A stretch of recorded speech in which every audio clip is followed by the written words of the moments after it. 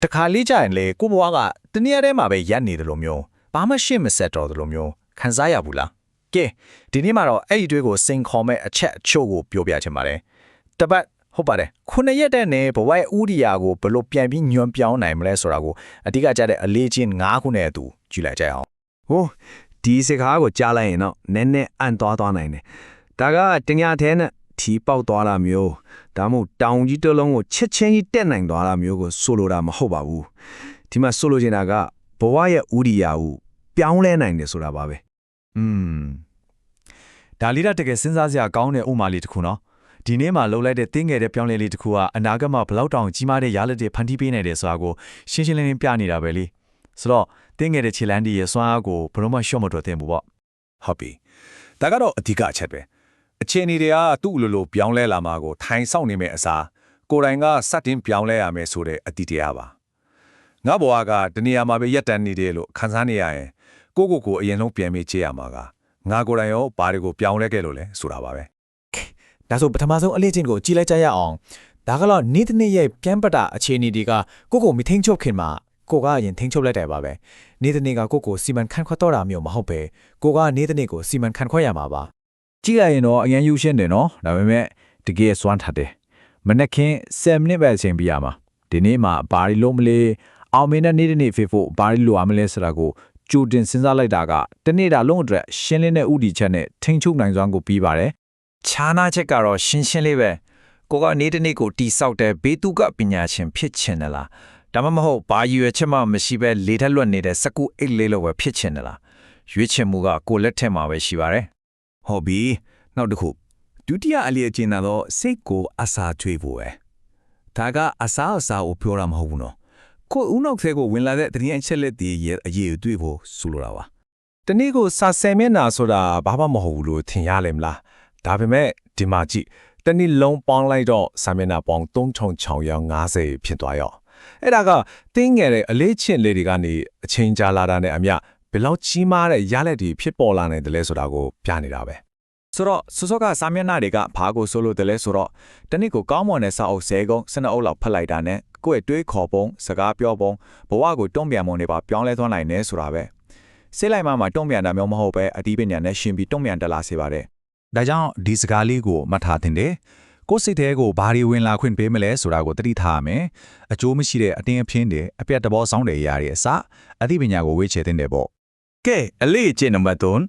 ဒါကတော့ခန္ဓာကိုယ်ကိုနိုးထစေဖို့ပဲဒါပေမဲ့အားကစားသမားကြီးကြီးဖြစ်လာဖို့ပြောနေတာတော့မဟုတ်ဘူးနော်အဓိကကြီးရွေချက်ကတခြားတစ်ခုပါဒီမှာအဓိကပြောချင်တာကဝိတ်ချဖို့စစ်ဖက်ထွက်ဖို့အဲ့ဒါတွေထက်ပူအရေးကြီးတဲ့ချက်တစ်ခုရှိလေအဲ့ဒါကတော့ကိုလက်လှုပ်ရှားမှုကနေရလာတဲ့စိတ်ပိုင်းဆိုင်ရာခွင့်နာနဲ့စီးကမ်းပဲခဏကိုလှုပ်ရှားတဲ့အခါစိတ်ကလည်းအလွတ်လို့နိုးကြတက်ကြွလာပါတယ်စဉ်းစားကြည့်လေကိုအချိန်ပေးပြီးမိနစ်20လောက်လမ်းလျှောက်လိုက်တာက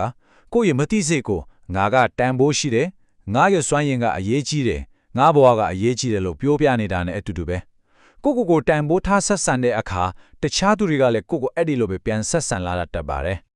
Okay နောက်တစ်ခုကတော့ဘဝကိုမှတ်တမ်းတင်ခြင်းပဲ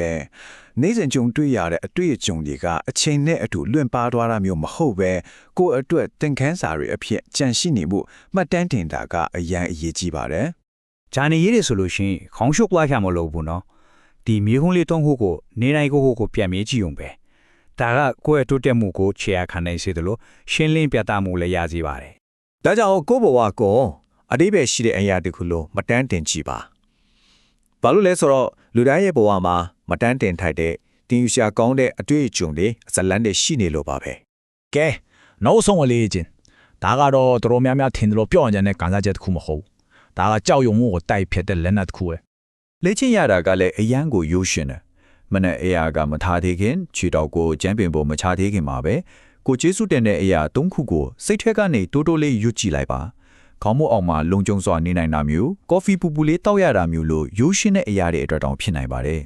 ဒါကကျေးဇူးတင်ခြင်းရဲ့အစွမ်းပဲစဉ်းစားကြည့်တစ်ချိန်တည်းမှာကျေးဇူးတင်စိတ်ဝင်နေပြီးတပိန်တက်ထင်းမှာပဲစိတ်ဆင်းရဲနေဖို့ဆိုတာလုံးဝမချစ်နိုင်ဘူးဘဝကဘလောက်ပဲခက်ခဲနေပါစေကျေးဇူးတင်စရာတွေကိုရှာဖွေအာယုံစိုက်လိုက်တဲ့အခါစိတ်ခံစားမှုကအလိုလိုပြောင်းလဲသွားပါတယ်ဒါကြောင့်ထပ်ပြောချင်တာကတော့ကျေးဇူးတင်ခြင်းဆိုတာခံစားချက်ကောင်းယုံတတ်မဟုတ်ဘူးဒါလက်နဲ့တစ်ခုပဲ ကြောင်းရုံမှုကိုတိုက်ထုတ်တယ်အားငယ်စိတ်ကိုအနိုင်ယူတယ်ခက်ခဲမှုတွေကြားထဲမှာတော့ငါဒီမှာရှိနေသေးတယ်လို့ပြောနိုင်တဲ့ခွန်အားကိုတိဆောက်ပေးပါတယ် ကဲအားလုံးကိုပြန်ချုပ်ရရင်တော့ဒီအလေးချိန်၅ခုပေါ့နေ့တစ်နေ့ကိုဒီဇိုင်းဆွဲမဲ့စိတ်ကိုအစားကျွေးမဲ့ခန္ဓာကိုယ်ကိုနှုံးမဲ့ဘဝကိုမှတ်တိုင်တင်မဲ့ပြီးတော့ဂျေဇုတင်စိတ်ကိုမွေးမြူမဲ့ဒါကိုလာမဲ့ခုနှစ်ရက်တော့စင်ခေါ်မှုတစ်ခုအနေနဲ့လုပ်ကြည့်ကြရအောင် ဒါပေမဲ့တခုတော့ရှိတယ်ဒီတစ်ပတ်ပြီးသွားတာနဲ့ဘဝကတခါတည်းအကြီးအကျယ်ပြောင်းလဲသွားမှာတော့မဟုတ်ဘူးဒါပေမဲ့တေချာတာတခုကတော့ကိုယ်အတွင်းစိတ်ထဲမှာပိုပြီးတန်မာလာတာပိုပြီးရှင်းလင်းပြသလာတာပိုပြီးစွမ်းဆောင်နိုင်လာတာကိုတော့တကယ်ခံစားလာရမှာပါအဲ့ဒီခံစားချက်ကနေပဲအရာရာကစတင်ပြောင်းလဲလာမှာပါ ဒါဆိုဘယ်အချိန်ကစတင်ဖို့အကောင်းဆုံးချိန်လက်နောက်နှစ်မှလားနောက်လာမှလားဒါမှမဟုတ်အချိန်ကကောင်းကိုစောင့်နေအောင်မှလား အကောင်းဆုံးအချိန်ဆိုတာကိုယ်တိုင်ကဒါပဲအခုပဲလို့ဆုံးဖြတ်လိုက်တဲ့အချိန်ပါပဲအဲ့ဒီဆုံးဖြတ်ချက်ချနိုင်တဲ့စွမ်းအားကလူတိုင်းမှာရှိပါတယ်ရွေးချယ်ခွင့်လည်းရှိတယ်ရှစ်မှာတစ်ပတ်ဆိုတဲ့အချိန်လည်းရှိနေတယ်ဒီနေ့ကစပြီးဘဝရဲ့ဥတီယာကိုပြတ်လဲပုံဖော်လိုက်ကြရအောင်